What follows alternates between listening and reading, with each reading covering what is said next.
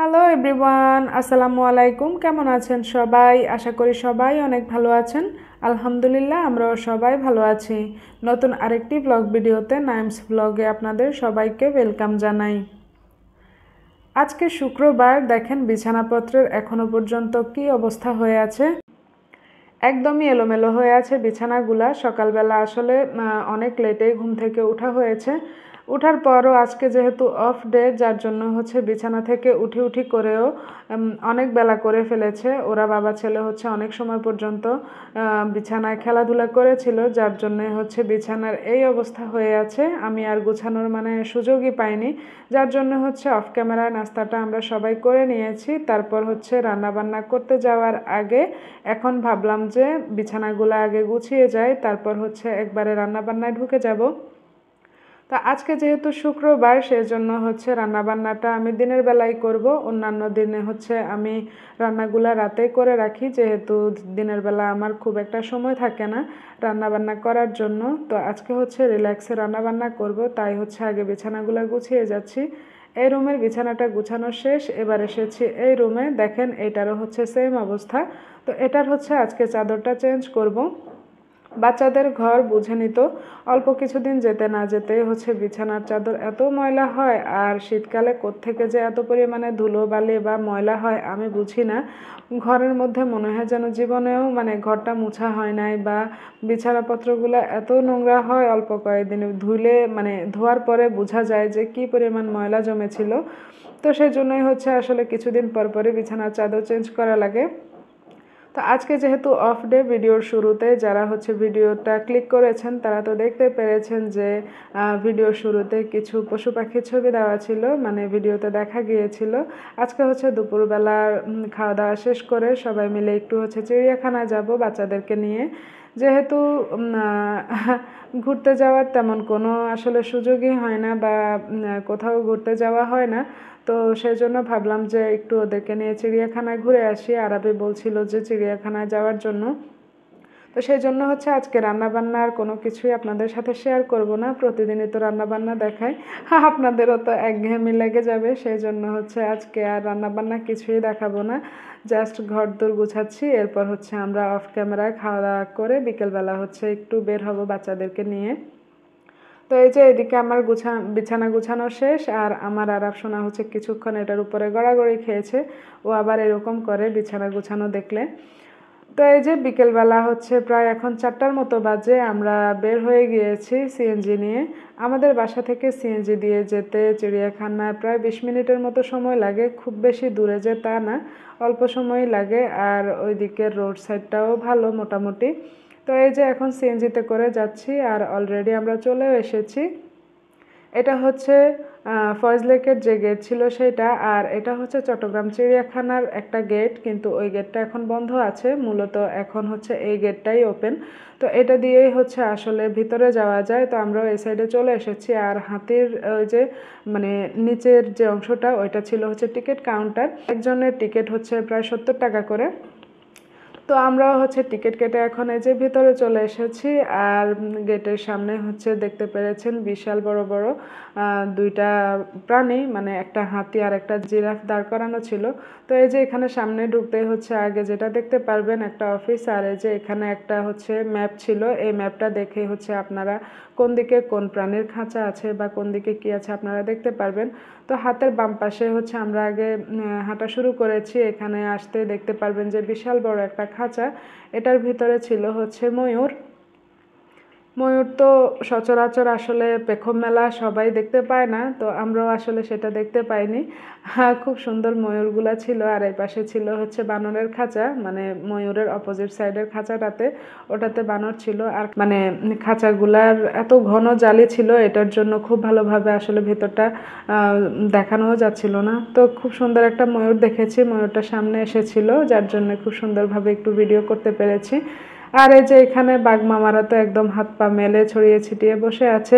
আসলে দুপুরের পর তো, যার জন্য ওরাও মনে হয় খাওয়া দাওয়া করে একটু রেস্ট নিচ্ছে।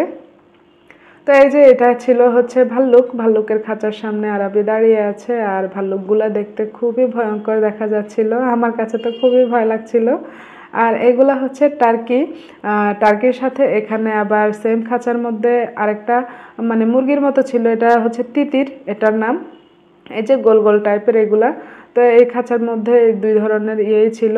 তারপর এখানে ছিল হচ্ছে এটাকে মায়া হরিণ বলে, 2টা হরিণ ছিল এখানে। আরাবি আমাকে বলছিল মাম এগুলাকে আমি একটু আদর করি। তো এগুলো তো দেখলেই আমার ভয় লাগে, এগুলা ও কি আদর করবে, ও হচ্ছে খুব কাছ থেকে অন্যান্যরা এই যে দেখেন আঙ্গুল দিচ্ছিল, ও দিতে চেয়েছিল, পরে আমি নিষেধ করেছি আর দেয়নি। এটা ছিল হচ্ছে সাপের বাসা, মানে সাপের খাঁচা আর কি। তো এই যে এখানে ছোট্ট একটা সাপ ভিতরে এই যে গাছের আড়ালে একদম গোল হয়ে বসে আছে, আরবি ওইটা আমাকে দেখাচ্ছিল। আর আমার আরাফ এদিকে এখনও ঘুমিয়েই চলছে, ও যেহেতু সারাদিন আর ঘুমাতে পারেনি, বিকেল টাইমটা হচ্ছে ওর ঘুমের টাইম, তো ও সিএনজিতে ওঠার পরপরই হচ্ছে ঘুমিয়ে পড়েছিল, যার জন্য এখনও জাগেনি। তো এই যে এখানে দেখেন বিশাল বিশাল সাপ, এগুলো দেখে হচ্ছে গায়ে লোম দাঁড়িয়ে যাবে। আর এদিকে এই যে খুবই সুন্দর 2টা জেব্রা, এগুলা হচ্ছে দেখতে এত সুন্দর লাগছিল। তার পাশে ছিল হচ্ছে হরিণ, এটা হচ্ছে হরিণের ঘরের ভিতরে অনেকগুলা হরিণ ছিল, আর বাহিরে হচ্ছে ছড়ানো ছিটানো অনেকগুলা হরিণে হাঁটছিল, খুবই সুন্দর লাগছিল দেখতে হরিণগুলো। তো এই যে দেখছিলাম হেঁটে হেঁটে পুরো চিড়িয়াখানাটা। তারপর এসেছি হচ্ছে পাখির খাঁচার সামনে। এখানে এই খাঁচা 2টার মধ্যে ছিল হচ্ছে শকুন, তারপরে হচ্ছে ঈগল ছিল, আর আরেকটা ছিল হচ্ছে কি পাখি যেন। প্রত্যেকটা খাঁচার সামনে পাখি বা প্রাণীদের নাম লেখা ছিল বা এদের প্রজাতি সম্পর্কে বিস্তারিত তথ্য দেওয়া ছিল। তো এই যে এখানে হচ্ছে শকুন পাখিটা উঠছিল। আমার আরাফ অনেকক্ষণ পর এখন হচ্ছে ঘুম থেকে জেগেছে। এই তো এগুলা হচ্ছে মদন টেক পাখি, খুবই সুন্দর লাগে দেখতে, অনেক লম্বা লম্বা লেজ এগুলার। তার পাশেই হচ্ছে এই যে টিয়া পাখির খাঁচা কিচির মিচিরে ভরপুর ছিল, এত চিল্লাচিল্লি করছিল। আর এখানে অনেক প্রজাতির হচ্ছে টিয়া পাখি ছিল, দেখতে খুবই সুন্দর লাগছিল। আর অনেকেই হচ্ছে এগুলাকে বাদাম দিচ্ছিল, দেখেন এটা খুব সুন্দর করে বসে বসে ঠুকর দিয়ে বাদাম খাচ্ছিল। তো আসলে ভিতরে মানে যে কোনো ধরনের খাবার নিয়ে ঢোকা নিষেধ, মানে পশু পাখিদেরকে কোনো খাবার দেওয়ার জন্য ওনারা নিষেধ করে, কিন্তু তারপরে মানুষজন দেখলাম যে নিয়ে আসে, ওদেরকে বাদাম দেয় বা বিভিন্ন খাবার দেয়, তো ওরাও খাচ্ছিল। আর দেখেন খুব সুন্দর সুন্দর এই যে এই টিয়া পাখিটা অনেক সুন্দর, কালারটা দেখেন, হলুদ কালারেরও টিয়া পাখি ছিল। এখানে অনেক প্রজাতির টিয়া পাখি ছিল, আর খাঁচাটার মধ্যে সারাক্ষণ এগুলো এত কিচিরমিচির করে, অনেক বেশি শব্দ হয় এই সাইডটাতে। তো এই যে আমার আরাফের রিয়াকশন দেখেন, ও হচ্ছে পাখি দেখে একদম অবাক, ও খুবই এক্সাইটেড ছিল। তারপরে এই যে আরাবিকে নিয়ে এসেছি ঘোড়ার কাছে, ও ঘোড়া দেখার জন্য আমাকে পাগল করে ফেলছিল, মাম ঘোড়া কখন দেখাবা, ঘোড়া কোথায়, ঘোড়া কোথায়। আর এই যে এখানে এসে হচ্ছে ও ঘোড়া দেখতে পেরেছে ঠিকই, কিন্তু এখানে সাদা ঘোড়া নেই কেন, সেই জন্যই হচ্ছে ওর মনে কষ্ট। পরে বললাম যে চলো আমরা হাঁটি, হাঁটতে হাঁটতে হয়তো বা দেখা যাবে সাদা ঘোড়া কোথায় আছে। তো এই যে এই সাইডটা দিয়ে আমরা এখন উপরে চলে যাব। আর দেয়ালগুলো হচ্ছে খুবই সুন্দর, পশু পাখি তারপরে গাছের ছবি আঁকা ছিল, খুবই সুন্দর লাগে দেয়ালগুলো দেখতে। চারিপাশের দেয়ালগুলোই হচ্ছে এইরকম কালার করা ছিল। আমার আজকের ভিডিওটি আপনারা যারা এখনও পর্যন্ত দেখছেন কিন্তু লাইক দিতে ভুলে গিয়েছেন, তারা প্লিজ একটি লাইক দিয়ে দিন। আর যারা প্রথমবারের মতো আমার চ্যানেলে নতুন আমার ভিডিও দেখছেন, তারা প্লিজ আমার চ্যানেলটি সাবস্ক্রাইব করে নেবেন। আর যদি আপনারা কেউ ফেসবুক থেকে আমার ভিডিওটি দেখে থাকেন, তাহলে চাইলে আমার পেজটি ফলো দিতে পারেন। তো এই যে ওরা হচ্ছে এই পশু পাখি মানে সত্যিকারেরগুলা তো ধরতে পারবে না, যার জন্য এগুলা দেখে হচ্ছে ওরা দুষ্টামি করছিল। আর তো এখন যাই দেখে সবই হচ্ছে ভাউ। তো ওকে বললাম যে ভাউকে মেরে দাও, মেরে দাও, হচ্ছে গিয়ে মেরে দিচ্ছিল। আর পাশের খাঁচায় হচ্ছে ওইখানে বক পাখি ছিল, আরবি হচ্ছে ওইগুলা দেখে নিয়েছে, আমি আর ওইদিকে রেকর্ড করিনি। তো এই যে এখন আমরা সিঁড়ি দিয়ে উপরে চলে যাব। আর উপর দিকে আসলে তেমন কোনো কিছুই নেই, উপরে গেলে আপনি হচ্ছে পাহাড়ের কিছু ভিউ দেখতে পাবেন। আর যদি বিকেল টাইমটা হয়, মানে আমরা তো বিকেল টাইমে গিয়েছি, তখন কিন্তু খুব সুন্দর একটা সূর্যাস্ত উপভোগ করা যায়। তো যার জন্যই হচ্ছে উপরে ওঠা। এই যে দেখেন খুব দূরে খুবই সুন্দরভাবে মানে সূর্যাস্তটা দেখা যাচ্ছে। উপরে একদম উপরে যখন ওঠা যায় তখন কিন্তু আরও ক্লিয়ারভাবে দেখা যায়। আর আমরা একদম উপরে উঠতে উঠতে সূর্যটা প্রায় ডুবে যাচ্ছিল, তো একটু রেকর্ড করে নিয়েছি। খুবই সুন্দর ভিউ পাওয়া যায় এখান থেকে সূর্যাস্তের।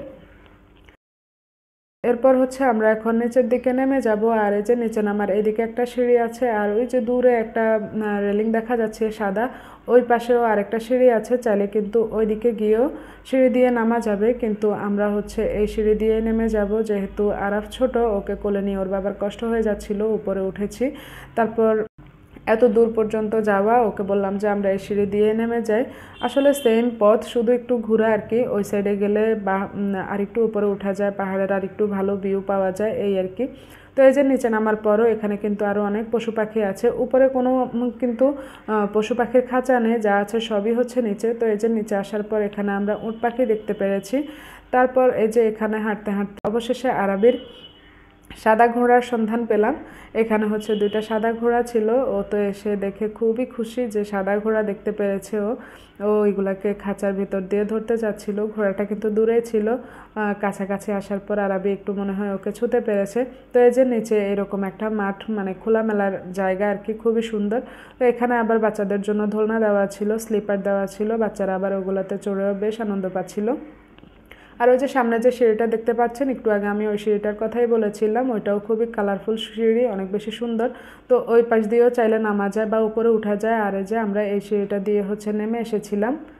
এখানে নিচেও কিছু পশু পাখির খাঁচা ছিল, এখানে কুমির ছিল, তারপর মদন টেকের খাঁচাটাও এইদিকে ছিল।